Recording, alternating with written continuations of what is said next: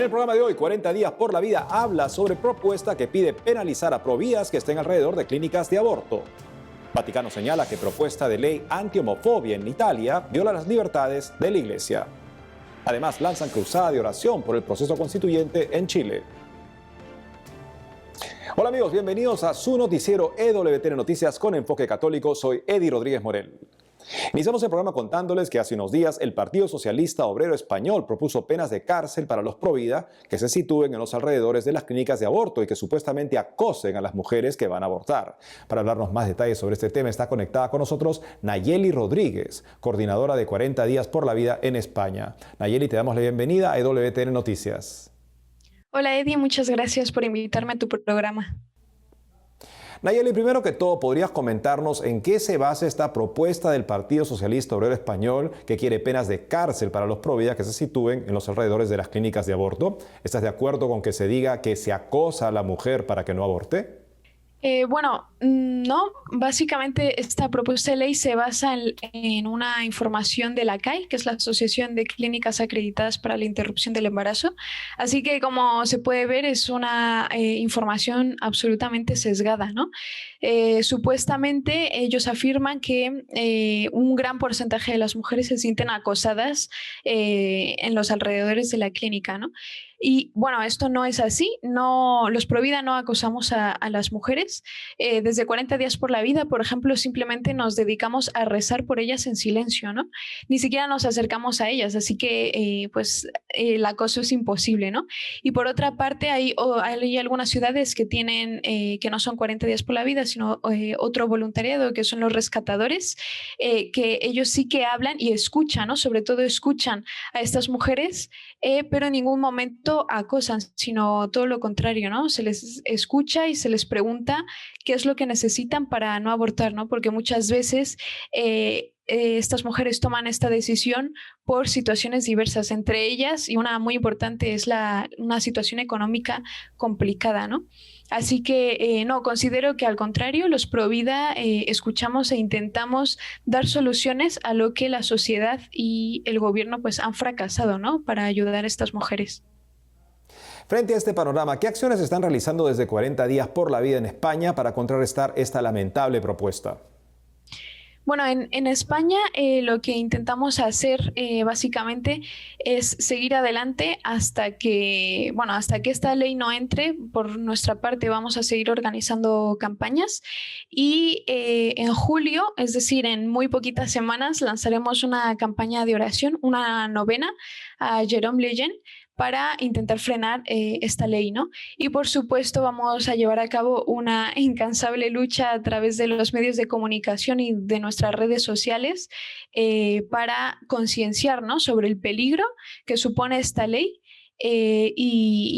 Supone esta ley en general a los ciudadanos, ¿no? Porque al final empezamos nosotros, pero eso significa que si tienes el derecho para coartar las libertades de un ciudadano por una razón, por una ideología, ¿qué será lo siguiente, ¿no? Nayeli, finalmente, ¿qué mensaje le darías a los provida que con esta propuesta de ley ven amenazado su accionar en España? Bueno, para empezar les diría que no se asusten, que no se desanimen. Desde 40 días pues vemos la lucha provida desde un plano espiritual, ¿no? Así que tenemos la firme certeza de que Cristo ha vencido, ¿no? Entonces, incluso aunque llegaran a aprobar esta ley, como ya ha ocurrido en otros países como Reino Unido o Alemania, sabemos que al final va a terminar, ¿no? Y bueno, por supuesto que siempre hay que seguir luchando allí desde donde estén, desde la manera que sea, ¿no? Hay muchas maneras de defender la vida y sobre todo no quedarse callados, ¿no? Porque quedándonos callados es como estas leyes van avanzando. Creo que además es un gran indicador y una gran oportunidad para traer de nuevo sobre la mesa el tema del aborto, ¿no? Y para recordar que toda vida humana tiene un valor incalculable. Nayeli Rodríguez, coordinadora de 40 días por la vida en España, gracias por haber estado con nosotros en EWTN Noticias. Gracias. Gracias, Nayeli. En otras informaciones les contamos que el Vaticano señaló que propuesta de ley anti-homofobia en Italia viola las libertades de la Iglesia. Conozcamos los detalles. Recientemente, el Vaticano intervino ante el Estado italiano por una propuesta de ley antihomofobia presentada en el país, alegando que la legislación tal como está escrita viola las libertades de la Iglesia Católica. Según el diario italiano Corriere della Sera, hace unos días el secretario del Vaticano para las relaciones con los estados, Monseñor Paul Gallagher, entregó una nota diplomática formal a la embajada italiana ante la Santa Sede, en la que expresó su preocupación por el proyecto de legislación conocido con el nombre de Ley Zan, el cual busca la prevención y oposición a la discriminación y violencia por motivos de sexo, género, orientación sexual, identidad de género y discapacidad, y que está siendo examinado por la Comisión de Justicia del Senado italiano. Es preciso mencionar que en 1984, Italia y la Santa Sede firmaron un acuerdo por el cual se modificaron los pactos de Letrán de 1929. Este garantiza que la República Italiana reconoce la plena libertad de la Iglesia Católica para llevar a cabo su misión pastoral, educativa y caritativa de evangelización y santificación. No obstante, de acuerdo a la nota diplomática entregada por parte de Monseñor Gallagher, la legislación propuesta, por cómo está redactada actualmente, viola este pacto. Ahora le contamos que el arcipreste de la Basílica de San Pedro en el Vaticano respondió a las polémicas sobre las misas privadas en el recinto. Veamos. El nuevo arcipreste de la Basílica de San Pedro, Cardenal Mauro Gambetti, respondió a las recientes polémicas suscitadas por la prohibición de misas privadas en la parte superior del recinto. Como se recuerda, en marzo del presente año, la Secretaría de Estado del Vaticano anunció la prohibición de las misas privadas en los altares laterales de la Basílica de San Pedro. Hasta antes de esta disposición, todas las mañanas los sacerdotes que lo deseaban podían celebrar la Eucaristía en los 45 altares y 11 capillas de la parte superior de la Basílica Vaticana, las cuales no siempre tenían presencia de fieles, pero después de la implementación de las nuevas regulaciones, se invitó a los sacerdotes a concelebrar en una de las misas en italiano programadas regularmente. En ese sentido, el cardenal Gambetti afirmó que dichas indicaciones se establecieron con la intención de que las misas se desarrollen en un ambiente de recogimiento y decoro litúrgico. Al respecto, indicó que en síntesis, por la mañana, los presbíteros podrán concelebrar en una de las misas horarias en los lugares designados. No obstante, subrayó que se admitirán excepciones en cuanto a los lugares de celebración, con motivo de la memoria de un santo cuyos restos se conservan en la basílica, y a la realización simultánea de determinadas celebraciones para grupos de peregrinos o en la forma extraordinaria del rito romano. Asimismo, resaltó que ya dio disposiciones para que se concedan, en la medida de lo posible, las solicitudes de celebración eucarística en la franja horaria de 7 a 9 a.m. por parte de grupos con necesidades especiales y legítimas, de manera que las peticiones de celebraciones individuales también podrán ser discernidas caso por caso, velando para que lo excepcional no se convierta en ordinario, tergiversando las intenciones y el sentido del magisterio.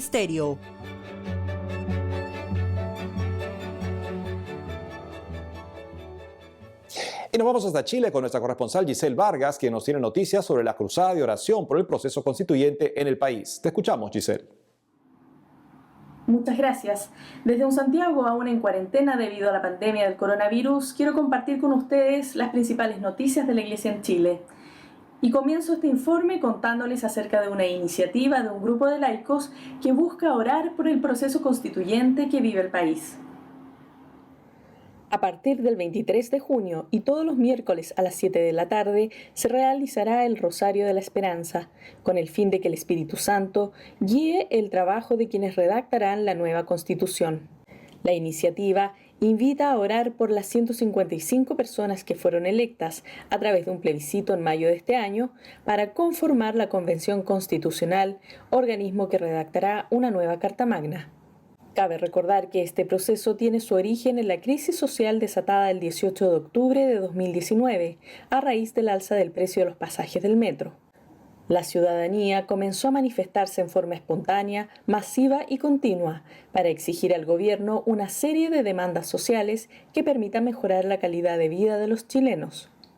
En ese contexto, y en respuesta a las demandas ciudadanas, se generó un acuerdo político para concretar la redacción de una nueva constitución que reemplace la que está vigente desde 1980 y que, según algunos expertos, sería la base de los problemas sociales actuales. La primera reunión de los miembros de la Convención Constitucional se realizará el próximo 4 de julio. De ahí la importancia de pedir al Espíritu Santo que guíe el trabajo de los constituyentes electos para que en la nueva Constitución estén presentes los valores del Evangelio. En la instancia también se rezará por la santificación de los sacerdotes, por las vocaciones sacerdotales y religiosas y por las necesidades particulares de los fieles. Los interesados en participar de la oración del Rosario pueden contactarse al número de celular más 569-873-25476 y también pueden seguir la transmisión cada miércoles por el canal de YouTube de Un Rosario por Chile. Y ahora les informo acerca de un proyecto que busca acercar la Biblia a las personas con discapacidad cognitiva y dificultad de lectura. Con el objetivo de acercar y promover la vida espiritual de aquellas personas que tienen alguna discapacidad cognitiva y con dificultad de acceso a la lectura, la Pontificia Universidad Católica de Chile presentó la colección La Biblia Dice. Los profesionales del Centro UC Síndrome de Down y docentes de la Facultad de Medicina, de Letras y de Teología escogieron 6 relatos bíblicos para adaptarlos a 3 niveles de complejidad. Luego, el contenido fue diagramado y diseñado considerando las estrategias de lectura fácil y el proceso de adaptación curricular para personas en situación de discapacidad cognitiva. Para conocer más sobre este material, conversamos con una de las autoras del proyecto y directora del Centro UC Síndrome de Down, Macarena Lizama. En el mismo libro, tiene 3 versiones del mismo relato bíblico, en donde las 3 versiones tienen distinto nivel de complejidad de lectura, con las ilustraciones similares probablemente, de manera de que ese espacio sea totalmente inclusivo y pueda ser partícipe a todos independiente de su nivel de lectura. Nuestra intención como equipo es seguir trabajando en esta colección. Estamos trabajando hoy día estamos lanzando 6 relatos, pero la idea es poder seguir avanzando con otros relatos bíblicos de manera de ir acercando cada vez más la historia de la Iglesia, ¿no es cierto?, la historia de Jesús, desde un espacio que sea inclusivo. Hasta aquí las informaciones y desde ya los dejo invitados a sumarse a esta cruzada de oración por este importante proceso constitucional que vive el país. Informó para EWTN Noticias Giselle Vargas Noguera.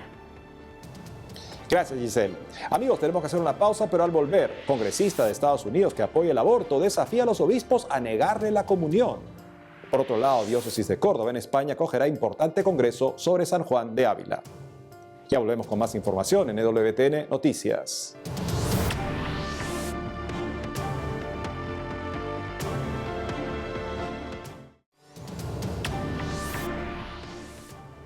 Bienvenidos nuevamente al programa. Y ahora les contamos que un congresista norteamericano, quien se considera católico pero apoya abiertamente el aborto y la anticoncepción, desafió a los obispos de Estados Unidos a negarle la comunión. Veamos los detalles. En una serie de publicaciones desde su cuenta personal de Twitter, el congresista norteamericano Ted Lieu llamó hipócritas partidistas a los obispos del país y los desafió a que le nieguen la comunión, considerando que el funcionario apoya la anticoncepción, el aborto legal y el matrimonio entre personas del mismo sexo. Asimismo, en sus diversos mensajes dirigidos directamente a los prelados, Liu los criticó por no negarle la Eucaristía a los católicos republicanos, especialmente al expresidente de la Cámara de Representantes, Newt Gingrich, por sus relaciones extramaritales y múltiples divorcios. Del mismo modo, también planteó el caso del exfiscal general Bill Barr, un católico que trató de reanudar el uso de la pena de muerte federal y que presionó por la ejecución de 13 presos en el lapso de 7 meses. Como se recuerda, el tema de la comunión para los políticos católicos partidarios de las prácticas abortivas resurgió tras la elección del presidente Joe Biden, quien es un católico que apoya el aborto financiado por los contribuyentes. Sin embargo, aunque el episcopado norteamericano votó la semana pasada para empezar a redactar un documento de enseñanza sobre el Santísimo Sacramento, es preciso mencionar que el esquema propuesto para la realización del texto instructivo no menciona al presidente Biden ni a ningún funcionario público. Cabe destacar que hace poco 60 miembros católicos demócratas del Congreso, incluyendo a Ted Lieu, emitieron una declaración conjunta en la que pidieron a los obispos de Estados Unidos que no se les niegue la comunión por sus posturas pro aborto. Siguiendo con más información, la diócesis de Córdoba en España acogerá el tercer Congreso Internacional Abilista con motivo del 75 aniversario de la proclamación de San Juan de Ávila como patrono del clero secular español. Este evento se realizará del 29 de junio al 2 de julio en la ciudad de Córdoba y en la localidad donde se encuentran los restos de San Juan de Ávila. Para contarnos todos los detalles al respecto, estamos conectados con Monseñor Demetrio Fernández, obispo de Córdoba en España. Monseñor Demetrio Fernández, bienvenido a EWTN Noticias. Hola, Eddie, a ti y a todos los telespectadores. Monseñor, cuéntenos en principio cómo se dio esta iniciativa del Congreso Internacional Abilista, ahora en su tercera edición, y cuál es su objetivo.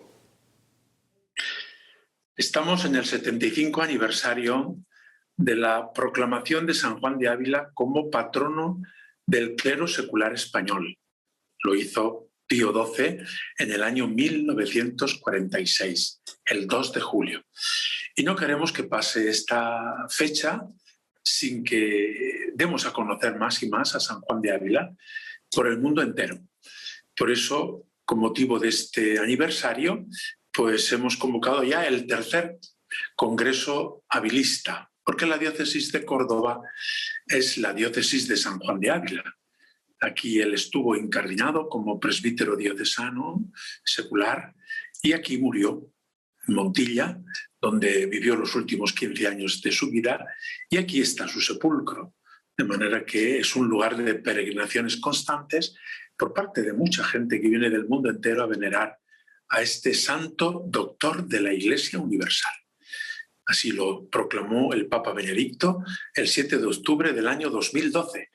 Doctor de la Iglesia Universal, es decir, un santo que tiene mucho que enseñarnos y decirnos. En este congreso no vamos a agotar el tema, pero vamos a continuar profundizando sobre su figura y su doctrina. Al respecto, ¿podría comentarnos cuáles son algunos de los temas más relevantes que abordarán en este tercer congreso y quiénes son algunos de los expertos que participarán en él? Bueno, el autor San Juan de Ávila que vamos a estudiar es inagotable y por eso en distintos congresos se van tratando distintos aspectos, ¿no?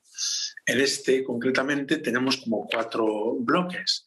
Un bloque de historia, donde veamos un poco pues, la escuela sacerdotal, la escuela femenina, puesto que tuvo también mujeres a las que dirigió y condujo a la santidad. Para Sancha Carrillo escribió su obra principal, Audifilia. Para Ana de la Cruz pues fue su director espiritual, etc., ¿no? Luego un bloque de teología, hablando de la sagrada humanidad de Cristo, o las fuentes del tratado del sacerdocio, o la palabra de Dios. Él fue un gran enamorado de la Escritura, ¿no?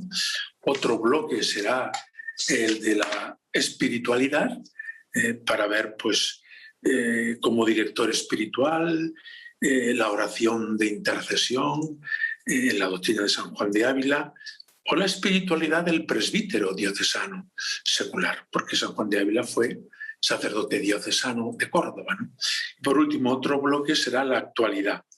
Es decir, cómo San Juan de Ávila hoy es inspirador de formación cristiana y sobre todo de formación sacerdotal, tal como los obispos españoles en su plan de formación para los seminarios españoles han puesto a San Juan de Ávila como referente principal de esta formación.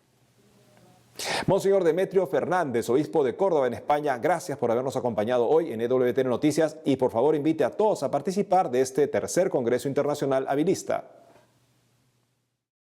Muchas gracias a vosotros, sobre todo. Invito a todos a que, si quieren saber algo más sobre este congreso, tecleen en su buscador de Internet Tercer Congreso Internacional Habilista y ahí le vendrá la referencia para poderse inscribir, para poder seguir online estas conferencias, para incluso, si pueden, pues asistir presencialmente. El último día viene el presidente de la Conferencia de los Obispos de España, el cardenal Omeya, y varios obispos, y tendremos un mensaje del Papa Francisco, dirigido a los sacerdotes especialmente. Pues todos están invitados a participar. Esta misa del día 2, a las 11 de la mañana, hora de España, será transmitida por 13 Televisión. Y decirles a todos pues, que conozcan cada vez mejor a este santo, que puede serles desconocido, pero que la Iglesia ha proclamado como doctor de la Iglesia Universal. Gracias nuevamente, Monseñor. En otras noticias, el presidente de la Conferencia Episcopal de Costa Rica, Monseñor José Manuel Garita Herrera, reconoció y agradeció a los catequistas por su servicio a la Iglesia en el mundo e invitó a los padres de familia a cumplir con su misión de ser los primeros catequistas de sus hijos. Hace poco el presidente de la Conferencia Episcopal de Costa Rica y obispo de Ciudad Quesada, Monseñor José Manuel Garita Herrera, reconoció y agradeció a los catequistas por su servicio a la Iglesia en el mundo e invitó a los padres de familia a cumplir con su misión de ser los primeros catequistas de sus hijos, alimentando su fe desde pequeños. En ese contexto, Monseñor Garita agradeció al Papa Francisco por haber instituido el ministerio de catequista y remarcó la importancia de esta misión en el crecimiento de la fe en el mundo. Los catequistas en todas las comunidades debemos animarnos para seguir impulsando la fe y renovar la esperanza para que muchos otros conozcan y sigan a Jesucristo. Asimismo, el prelado recordó que en su carta el Papa señala que no se puede olvidar a los innumerables laicos y laicas que han participado directamente en la difusión del Evangelio a través de la enseñanza catequística y que en la historia han predicado con su testimonio aquello en lo que creen para transmitirlo a tantas generaciones confiando en el Señor de la vida. Por ello, Monseñor Garita dijo que debemos animarnos para seguir impulsando la fe y renovar la esperanza para que muchos otros conozcan y sigan a Jesucristo, sobre todo en las familias. Por último, Monseñor José Manuel Garita agradeció a los catequistas que se convierten en verdaderos testigos del Señor para el crecimiento de la fe en sus comunidades al llevarles la palabra de Dios. En otros ámbitos, un párroco peruano recordó la importancia de la tradicional devoción a los dolores y gozos de San José. Veamos. El párroco de la parroquia San José Obrero de Barranco en Perú, padre Pedro Seriani Rotondi, recordó la importancia de la tradicional devoción a los dolores y gozos de San José y resaltó el origen de estas reflexiones en torno al papel del santo en la vida de Jesús. Por ello, en el marco del Año de San José, convocado por el Papa Francisco, el sacerdote recordó que en los devocionarios populares dedicados al Padre adoptivo del Hijo de Dios, ocupan un lugar de importancia los 7 dolores y gozos de San José, los cuales son las devociones más antiguas y difundidas. En ese contexto indicó que la fórmula actual de esta devoción la desarrolló el sacerdote redentorista Beato Genaro Sarnelli, quien completó las oraciones con 7 momentos de gozo experimentados por el Padre terrenal de Jesucristo. En esa línea, resaltó que se encuentra estructurada sobre la correspondiente devoción a la Virgen Dolorosa, poniendo en forma paralela los dolores y las alegrías que no faltaron en la vida de San José. Finalmente, el párroco Pedro Seriani Rotondi dijo que estas meditaciones deben poder ayudar a la sociedad a profundizar en el rol paterno de San José y su dedicación total al misterio de la encarnación como custodio del Redentor y verdadero esposo de María.